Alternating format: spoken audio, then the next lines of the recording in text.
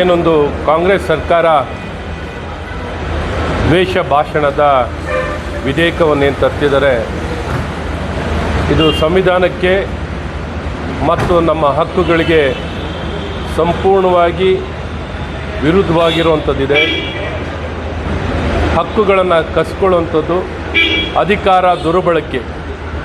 ಅಧಿಕಾರ ದುರ್ಬಳಕೆಯನ್ನು ಮಾಡಿಕೊಳ್ಳಿಕ್ಕೆ ಮಾಡ್ತಿರುವಂಥ ಒಂದು ಹುನ್ನಾರ ಮತ್ತು ಸಂಚು ಸರ್ಕಾರದ ಅಥವಾ ಕಾಂಗ್ರೆಸ್ ಪಕ್ಷದ ತಪ್ಪುಗಳನ್ನು ಬಯಲಿಗೆಳಿಬಾರ್ದು, ಭಯದ ವಾತಾವರಣ ನಿರ್ಮಾಣ ಮಾಡಬೇಕು ಅನ್ನುವಂಥ ಸಂಪೂರ್ಣ ಅಧಿಕಾರ ದುರ್ಬಳಕೆಯನ್ನು ಮಾಡಲಿಕ್ಕೆ ಈ ಕಾನೂನೇನು ತರ್ತಿದೆ, ಇದು ಊರ್ಜಿತವಾಗಲ್ಲ, ಇದು ಕಾನೂನಿನ ಚೌಕಟ್ಟಲ್ಲಿಲ್ಲ.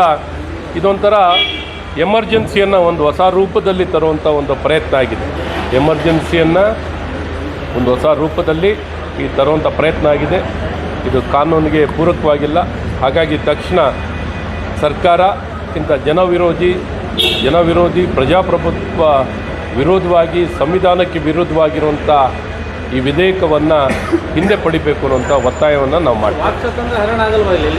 ಖಂಡಿತ ಅದಕ್ಕೆ ಹೇಳಿ ನಾನು ಎಮರ್ಜೆನ್ಸಿನೇ ಹೊಸ ರೂಪದಲ್ಲಿ ಬಂದಿದೆ ಅಂತ ಹೇಳಿದ್ದೀವಿ. ಎಮರ್ಜೆನ್ಸಿನೇ ಮತ್ತೊಮ್ಮೆ ಮರುಕಳಿಸುವಂಥ ಪ್ರಯತ್ನವನ್ನು ಅಧಿಕಾರ ದುರ್ಬಳಕೆಯನ್ನು ಮಾಡಲಿಕ್ಕೆ ಈ ಕಾಂಗ್ರೆಸ್ ಸರ್ಕಾರ ಹೊರಟಿರುವಂಥದ್ದು ದುರಂತ. ಒಳ್ಳೆ ಕೆಲಸ ಮಾಡಲಿಕ್ಕೆ ಭಾಳಷ್ಟು ಅವಕಾಶ ಇದೆ.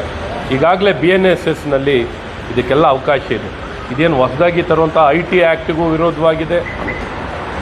ಎಲ್ಲ ರೀತಿ ಕಾನೂನಿಗೆ ಪೂರಕವಾಗಿಲ್ಲ, ಸಂಪೂರ್ಣ ವಿರುದ್ಧವಾಗಿರೋದನ್ನು ಭಾಳ ಸ್ಪಷ್ಟವಾಗಿ ಎಂಥ ವ್ಯಕ್ತಿಗೂ ಎದ್ದು ಕಾಣುವಂಥ ರೀತಿಯಲ್ಲಿ ಕಾನೂನು ತರುವಂಥದ್ದು. ಉತ್ತರ ಪ್ರದೇಶ BJP ಅಧ್ಯಕ್ಷರ ಆಯ್ಕೆ ಆಯಿತು, ಕರ್ನಾಟಕದ ಯಾಕೆ ಆಗ್ತಾ ಇಲ್ಲ? ಆಗುತ್ತೆ, ಇನ್ನು ನಮ್ಮಲ್ಲೂ ಎಲ್ಲ ಕಡೆನೂ ಆಗ್ತಿದೆ ಪ್ರಕ್ರಿಯೆ. ಈಗಿದ್ದಾರೆ ಅಧ್ಯಕ್ಷರಿದ್ದಾರೆ, ಯಾವಾಗ ಏನೇನು ನಿರ್ಧಾರ ತಗೋಬೇಕು ಪಕ್ಷ ತಗೊಳ್ಳೋದು.